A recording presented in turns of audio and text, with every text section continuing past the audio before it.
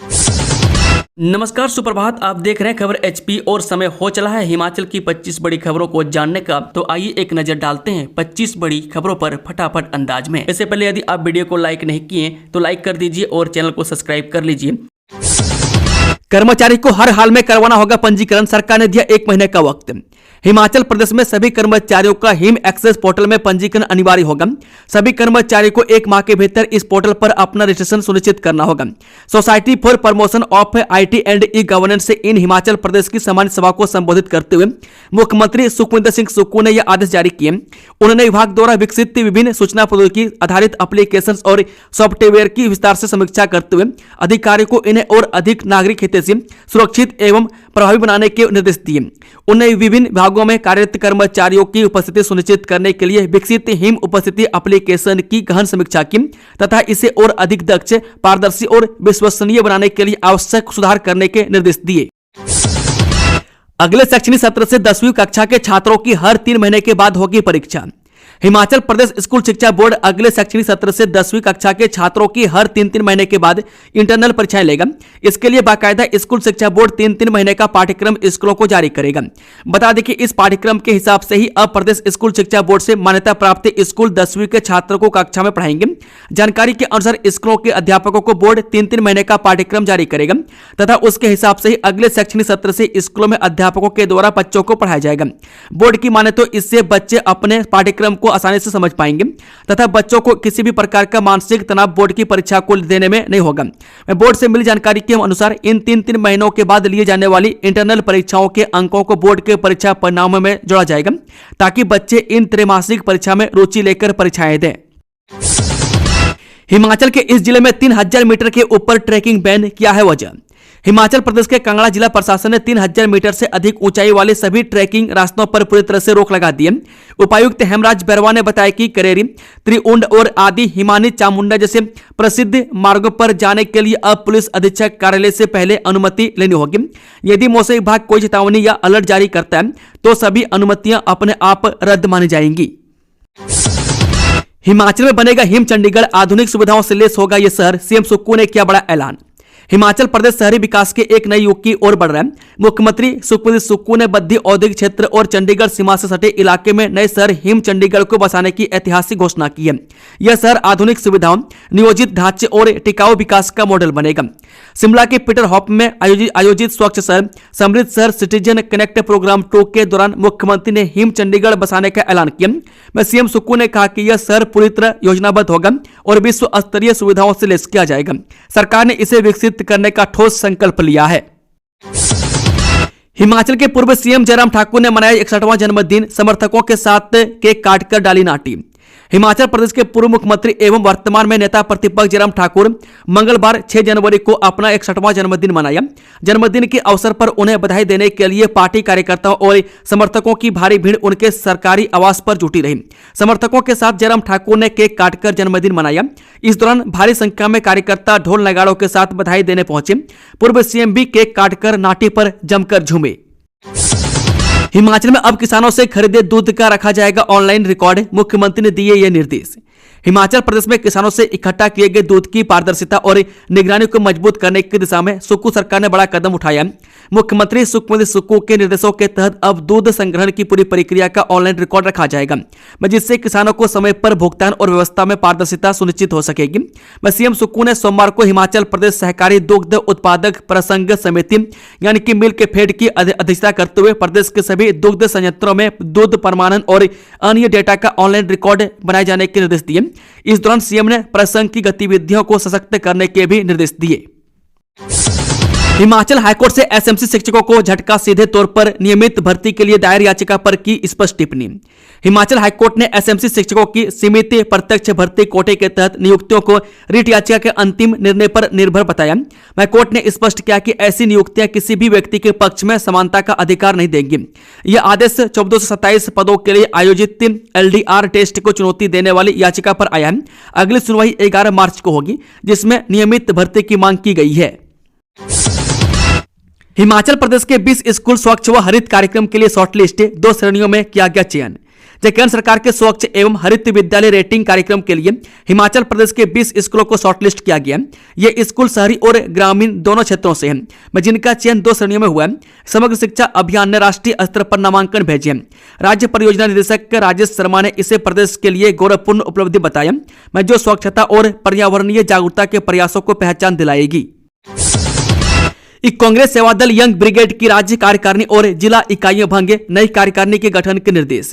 Himachal Pradesh Congress Sevadal young brigade wing को और प्रभावशाली व मजबूत बनाने के उद्देश्य से इसकी राज्य कार्यकारिणी और जिला इकाइयों को तत्काल प्रभाव से भंग कर दिया गया। अखिल भारतीय कांग्रेस सेवादल के अध्यक्ष लालजी देसाई ने यंग ब्रिगेड की प्रदेश अध्यक्ष नेहा मेहता को नई कार्यकारिणी के जल्द गठन के निर्देश दिए हैं। हाईकोर्ट ने कहा, आरक्षित वर्ग के अभ्यर्थियों को समान श्रेणी में नहीं किया जा सकता शिफ्ट। हिमाचल प्रदेश हाईकोर्ट ने सहायक अभियंता भर्ती प्रक्रिया को चुनौती देने वाली एक याचिका को खारिज कर दिया।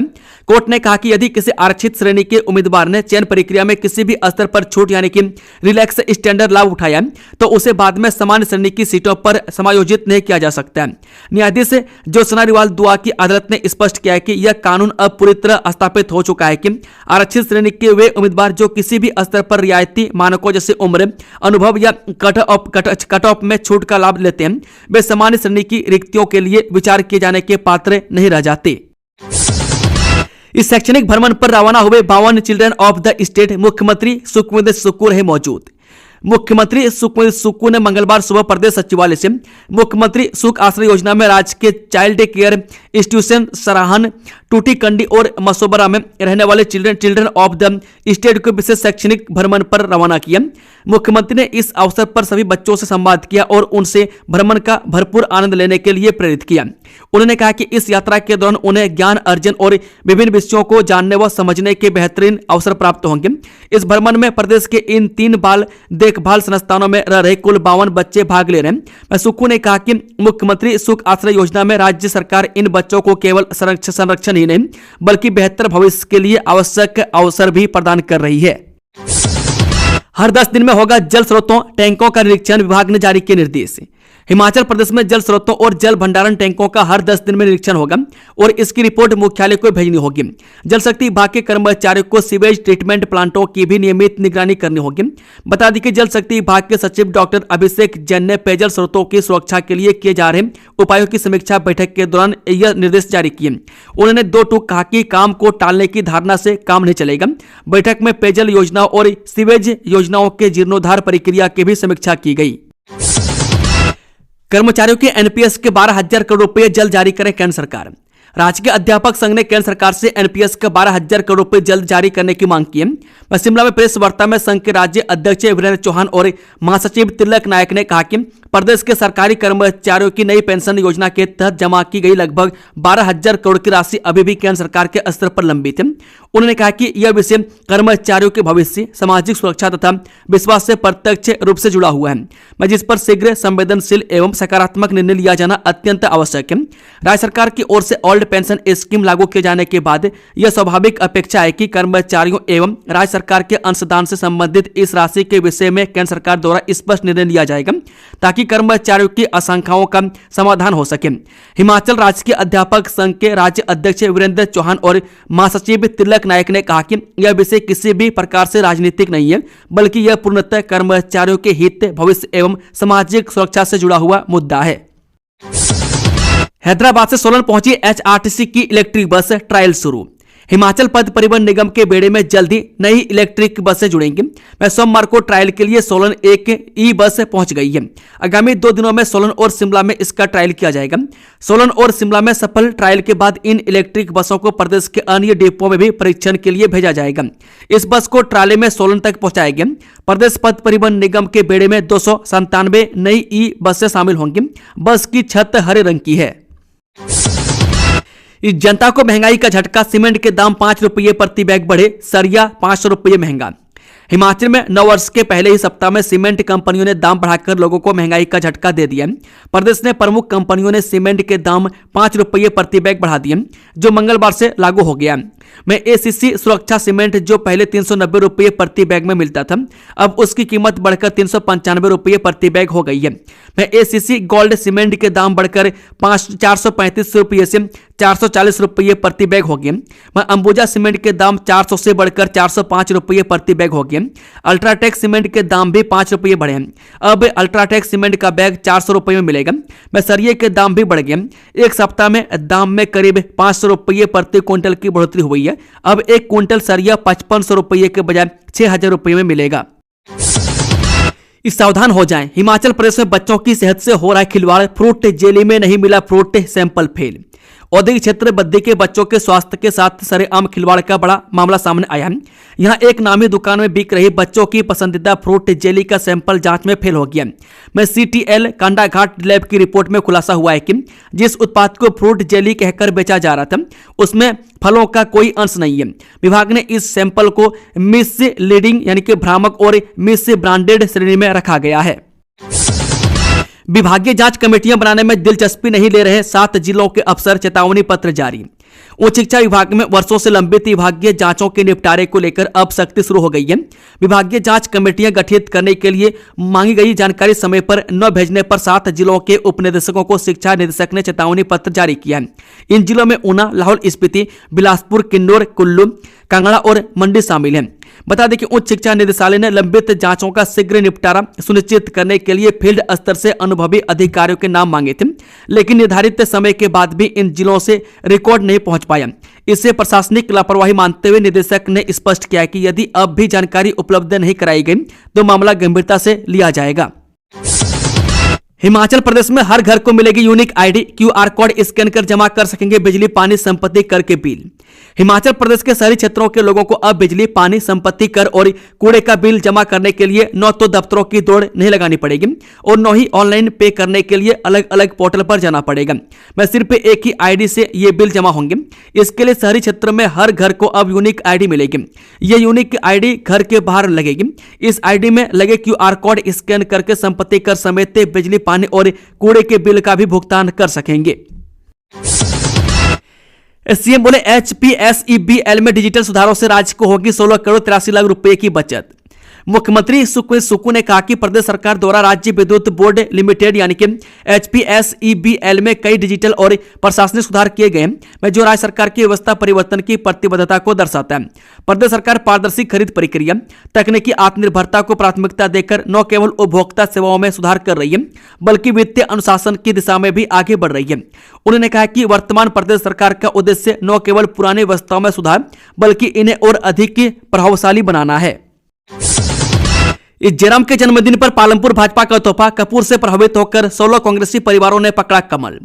जयपुर मुख्यमंत्री एवं नेता प्रतिपक्ष जयराम ठाकुर के जन्मदिन पर पालमपुर विधानसभा का भाजपा द्वारा प्रदेश के वरिष्ठ प्रवक्ता त्रिलोक कपूर के नेतृत्व में जिला भाजपा कार्यालय पालमपुर में एक कार्यक्रम व प्रेस वार्ता का आयोजन किया गया, जिसमें जन्मदिन के शुभ अवसर पर 16 कांग्रेसी परिवारों ने कांग्रेस की जन विरोधी नीतियों से तंग आकर और त्रिलोक कपूर की कार्य पद्धति व सबको साथ लेकर चलने वाली नीति से प्रभावित होकर भारतीय जनता पार्टी का दामन थामा।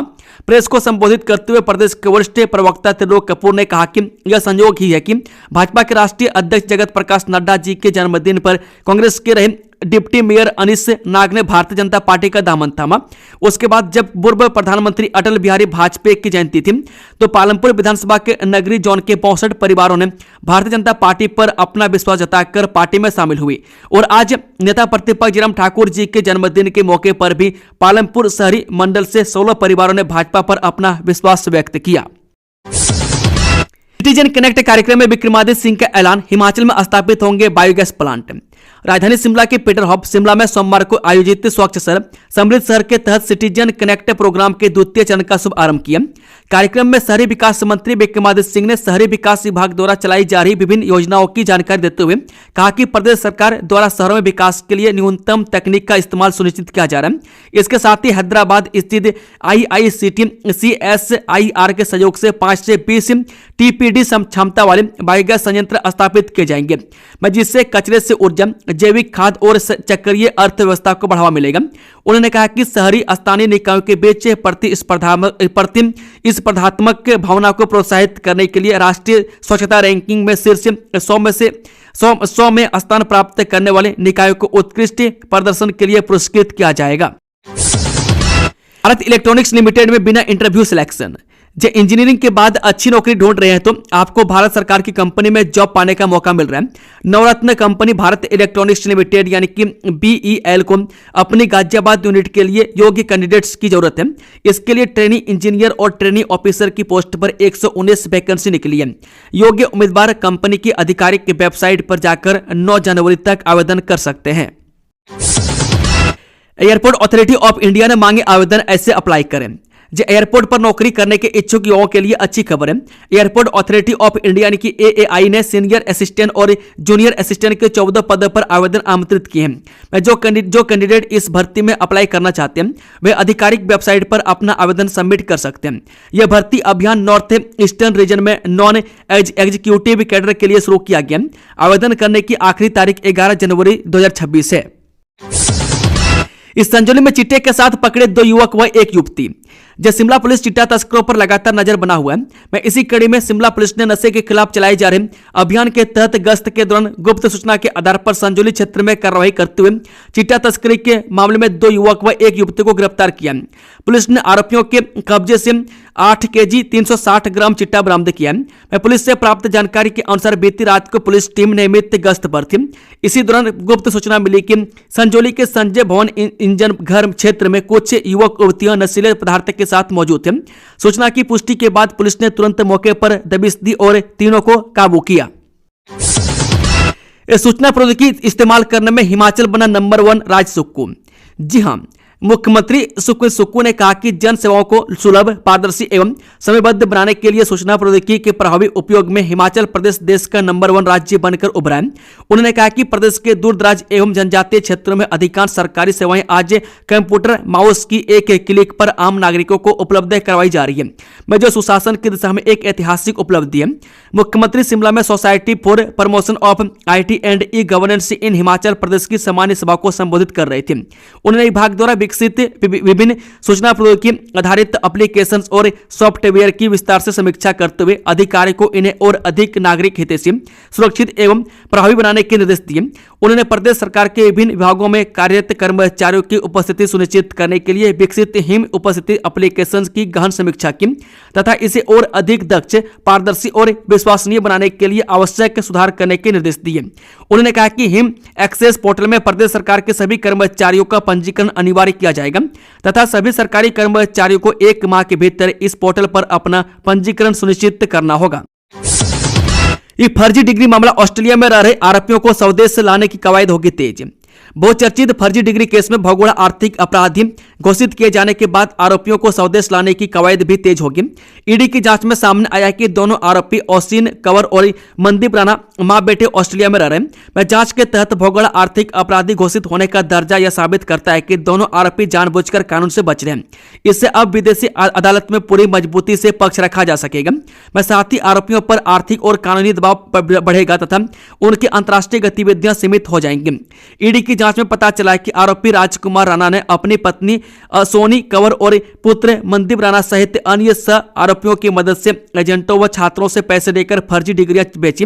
ये फर्जी डिग्रियां मानव भारती विश्वविद्यालय सोलन के नाम पर बेची गई। हरोली कॉलेज के नए भवन के लिए 4 करोड़ रुपए की अतिरिक्त राशि स्वीकृत। जब ऊना जिले के हरोली में स्थित डॉक्टर सिम्मी अग्निहोत्री राजकीय डिग्री कॉलेज के निर्माणाधीन नए भवन के शेष कार्यों को शीघ्र पूर्ण करने के उद्देश्य प्रदेश सरकार द्वारा 4 करोड़ रुपए की अतिरिक्त धनराशि स्वीकृत की गई है। उप मुख्यमंत्री मुकेश अग्निहोत्री ने कहा कि इस अतिरिक्त बजट से निर्माण कार्य को गति मिलेगी तथा विद्यार्थियों को आधुनिक एवं बेहतर शैक्षणिक सुविधाएं उपलब्ध कराई जा सकेंगी। कानून सबके लिए बराबर। लेडी अफसर ने अपने सरकारी वाहन और परिवार के सदस्य की स्कूटी का काटा चालान। जिले की एक महिला अधिकारी ने ईमानदारी और समान कानून की मिसाल पेश की। में क्षेत्रीय परिवहन अधिकारी सोना चंदेल ने न सिर्फ अपने सरकारी वाहन का चालान काटा बल्कि नियम तोड़ने पर अपने ही परिवार के एक सदस्य की स्कूटी पर भी जुर्माना लगाकर साफ संदेश दिया कि कानून सबके लिए समान है। क्या खत्म हो गया राजनीतिक टकराव। जयराम के जन्मदिन पर बधाई देने पहुंचे राजस्व मंत्री जगत सिंह नेगी। राजस्व मंत्री जयगत सिंह नेगी ने पूर्व मुख्यमंत्री जयराम ठाकुर को उनके जन्मदिन पर बधाई दी, जिससे उनके बीच चला आ रहा लंबा राजनीतिक विवाद समाप्त होने की उम्मीद है। कांग्रेस सरकार बनने के बाद से दोनों में टकराव बढ़ गया था, जिसमें विधानसभा में बहिष्कार और स्वराज्य में एक घटना शामिल थी। इस मुलाकात से हिमाचल प्रदेश की राजनीति में सौहार्दपूर्ण माहौल बनने की संभावना है। अमेरिका के दबाव के आगे झुकने की बजाय देश हित में दृढ़ निर्णय लिए जाएं।